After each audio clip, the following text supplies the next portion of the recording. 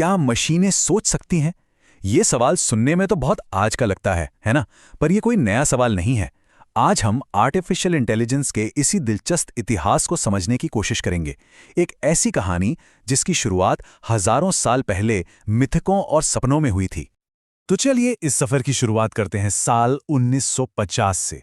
एक British scientist थे Alan Turing. उन्होंने एक बहुत ही कह सकते हैं गहरा सवाल पूछा, क्या मशीनें सोच सकती हैं? और बस इसी एक सवाल ने उस क्रांति की नींव रख दी जिसे आज हम अपनी आंखों से देख रहे हैं। लेकिन इतिहास में और गहराई में जाने से पहले एक मिनट रुकते हैं। जब हम ये शब्द सुनते हैं आर्टिफिशियल इंटेलिजेंस या एआई, तो इसका असल में मतलब क्या होता है? देखिए, एआई का मतलब सिर्फ कैलकुलेशन करने वाली मशीनें नहीं है, उससे कहीं बढ़कर है। ये ऐसी मशीनों की बात है जो हमारी तरह सोच सकें, सीख सकें और खुद फैसले ले सकें। मतलब जब कोई मशीन अपने एक्सपीरियंस से कुछ सीखती है तो उसे ही एआई कहते हैं। अब सबसे हैरान करने वाली बात पता है क्या है? ये जो एआई का आइडिया है ना, ये कोई नया नहीं है।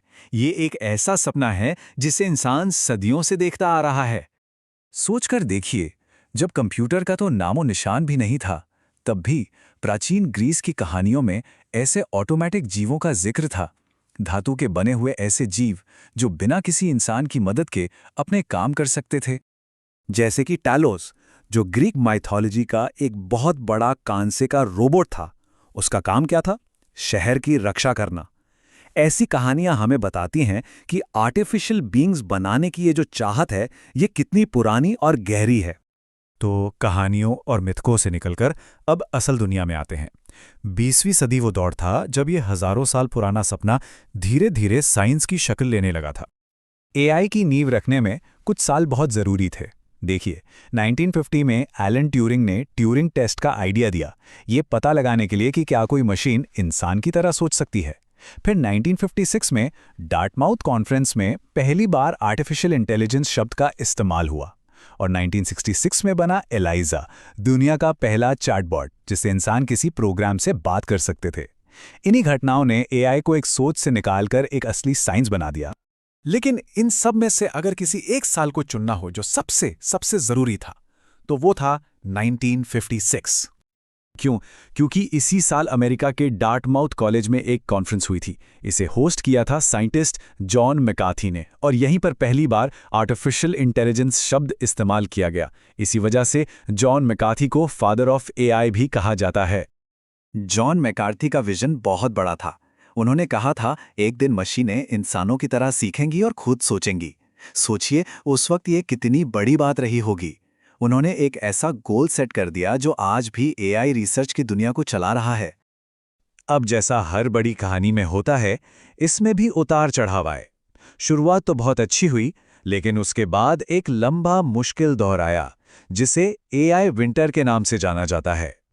शुरुआती दौर में कुछ बहुत ही दिलचस्प एक्सपेरिमेंट हुए, जैसे 1966 में एलिजा, जो एक चैटबॉट था। फिर 1970 में शैड्रूलू, एक ऐसा प्रोग्राम जो इंग्लिश कमांड समझकर एक वर्चुअल दुनिया में चीजें हिला सकता था। ये सब बहुत बेसिक थे, पर इन्होंने ये दिखा दिया था कि हाँ, ये मुमकिन है। लेकिन फिर आया एआई विंटर। मतलब उम्मीदें तो बहुत थीं, पर असलियत कुछ छोड़ थी। उस वक्त की टेक्नोलॉजी इतनी एडवांस नहीं थी कि वो इन बड़े बड़े आइडियाज को सच कर सके, और बस एआई की फील्ड में एक लंबा ठहराव आ गया। उस वक्त लक्ष्य था एक्सपर्ट सिस्टम बनाना, मतलब ऐसी मशीनें जो किसी डॉक्टर या इंजीनियर की तरह सलाह दे सकें। लेकिन प्रॉब्लम क्या थी? दो बड़ी प्रॉब्लम थी। एक, कंप्यूटर बहुत ज़्यादा स्लो थे, और दूसरा, उनके पास सीखने के लिए डेटा ही नहीं था। आइडिया बहुत अच्छा था, पर टेक्नोलॉजी दशकों पीछे थी। तो सवाल ये है कि ये एआई विंटर खत्म कैसे हुई और कैसे हम आज के इस नए दौर में पहुंचे? चलिए अब यही समझते हैं। तो वो क्या चीज थी जिसने सब कुछ बदल दिया?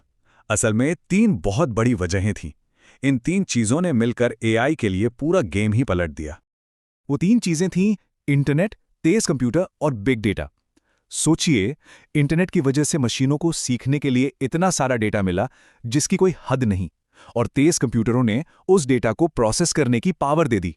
बस एआई को दौड़ने के लिए जो ईंधन चाहिए था वो मिल गया। और यहीं से मशीन लर्निंग और डीप लर्निंग का दौर शुरू हुआ। इसका मतलब ये था कि अब मशीनों को हर काम के लिए प्रोग्राम करने की ज़रूरत नहीं थी। वो खुद ब खुद डेटा से सीख सकती थीं। ये एक बहुत बड़ा बदलाव था। और बस इसी वजह से आज एआई हमारी जिंदगी का हिस्सा बन चुका है। हमें शायद पता भी नहीं चलता, लेकिन ये हर जगह है।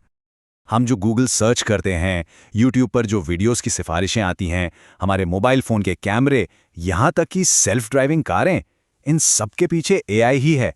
और चैट जीपीटी, जेमिनाई जैसे मॉडल्स तो अब बात कर सकते हैं, कहानियाँ लिख सकते हैं, कोड बना सकते हैं, बिल्कुल इंसानों की तरह।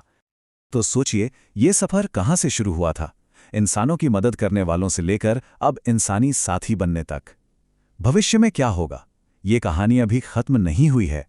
सवाल ये है कि ये टेक्नोलॉजी हमें आगे कहाँ ले जाएगी और हमारा भविष्य कैसा होगा।